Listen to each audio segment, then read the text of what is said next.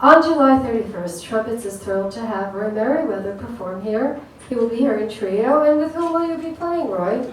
I have a very talented bassist out of New York named Sadi Zane. He's played here before, I think.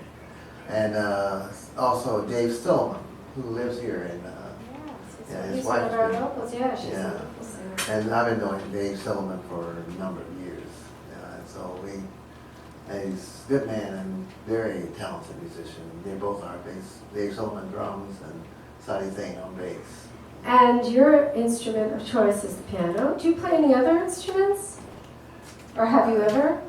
Well, somewhat, but I just gravitated toward the piano because I always felt that the piano was an orchestra, and when I heard orchestras growing up, I would try to emulate the sounds on the piano as I was listening to developing my style.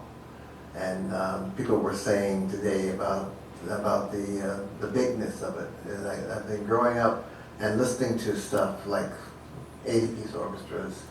You begin to try to emulate that sound. And the piano is truly an orchestra in itself, because everybody tunes up to the piano. Yes. All the instruments tune up to the piano. That's true, it is. It's a very complete instrument. Yes. And what type of style do you have, do you think? Well, I could say in short my own, but my background is gospel and blues. My father's youngest brother was Dick Maceo. He had some hits out in the 40s and 50s when the blues was underground. Word Life Blues, I think B.B. King and Eric Clapton recorded it at the Chauffeuring the King, that CD.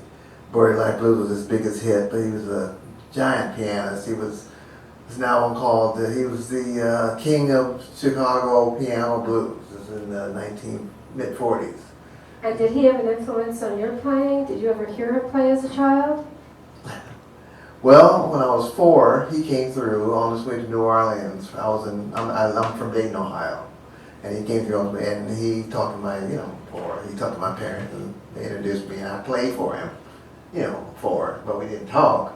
So then he played, and I remember my eyes were just over the piano, the keyboards were right where my eyes was, so I could see his big hands like big spiders, And he sang, and I enjoyed his playing. And he's a great blues singer, but I enjoyed his playing. But I didn't get a chance to talk to him, and I was 4. And when next time I saw him in Detroit, he was in a coffin.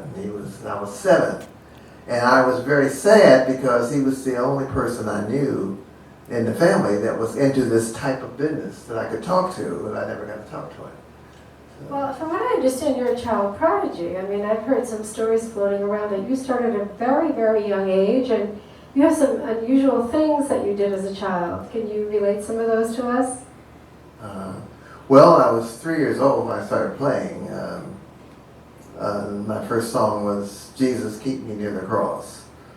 I told my mother I could play, and she was in the kitchen cooking, and she said, like a parent would say to a 3-year-old. And so I went back into the front room and started playing the piano. And she thought it was one of my sisters who played also, who's deceased now.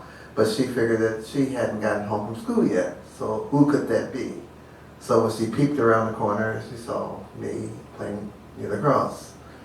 And the same story happened when my father came home from work. And she said, honey, Junior can play piano. And he said, kept walking.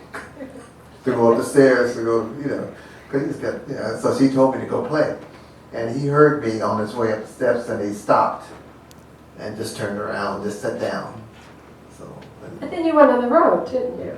Well, I had offers when I was 4. I was offered recording contracts and a lot of money, but my father did not take the offer, which was quite a bit of money, because of it would have taken him away from, during those times, from being a minister. And he was heavily criticized, I think possibly jealousy, but my family was offered quite a bit of money. Yeah, but I know there's something about a Cadillac in this story.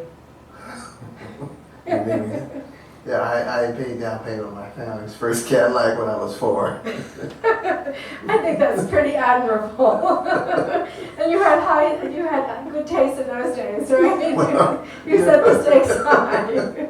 19, yeah. And what's the story? I remember once we were chatting and you were telling me about this piano, like you were passing by or somebody. Is that about you or Oh no, my father's brother. Oh, okay. Tell us that story.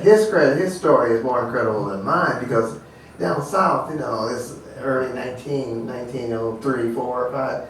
He was telling his mother, my father would tell me this story. He said, Mama, I can play piano, but he'd never seen one, except in the newspaper. And she said, boy, shut up. You didn't get no piano, because the family had no piano. So my father said that he would play on the kitchen table so rhythmically that they would dance to it, just playing on the kitchen table. He did not see a real piano. He kept telling her he could play piano, but he never saw one, and she kept disbelieving him. When he was 14, they were moving from Matron to College Park, Georgia, or something, and there was a piano on the porch of a saloon, and he jumped. And I'm trying to figure out how old he was. I think he was 12 or 14. He jumped off the wagon there and jumped on the piano and just blew everybody away. For the first time, he saw a piano for the first time after holding that thought from the age of 4. And he jumped and started playing it like he'd been playing it. This is according to my father. That's amazing. And they didn't even have the influence of the TV or radio at that time. They didn't have no. So it was just whatever he would hear maybe in church. Radio wasn't invented until 1914. Right, so this is just something that he would just have picked up by ear wherever he was walking by, or the church, or whatever. Yeah, he just told her that he could play the piano, and she, and it was unheard of. They couldn't afford anything. Yeah. And he just kept telling her he could play piano. Well, it's always been very, very entertaining hanging out with you at Trumpets. We're very much looking forward to having you here. Well, thank you. And what do you think for the people who are coming out that night? What kind of music are you going to be playing for us? Originals, some standards? What type of music? Do you blues? What? Well, like I said, my background is gospel and blues. So it'll be a combination of gospel and blues, of originals and standards. You just playing to the audience. Well, with a big sound. Meriwether sound.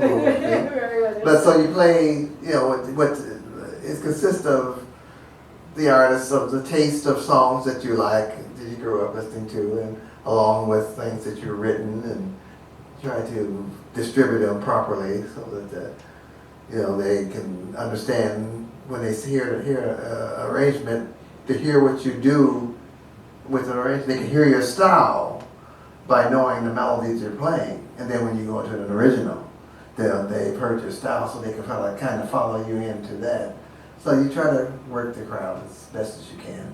Well, we are certainly looking forward to having you here. Thank you very much for having been here today. Oh, the pleasure to be here. Yeah, we had a wonderful fundraiser here. It was really nice. And Roy was one of our headline acts today at Trumpets for a very special fundraiser, and it was for prostate cancer.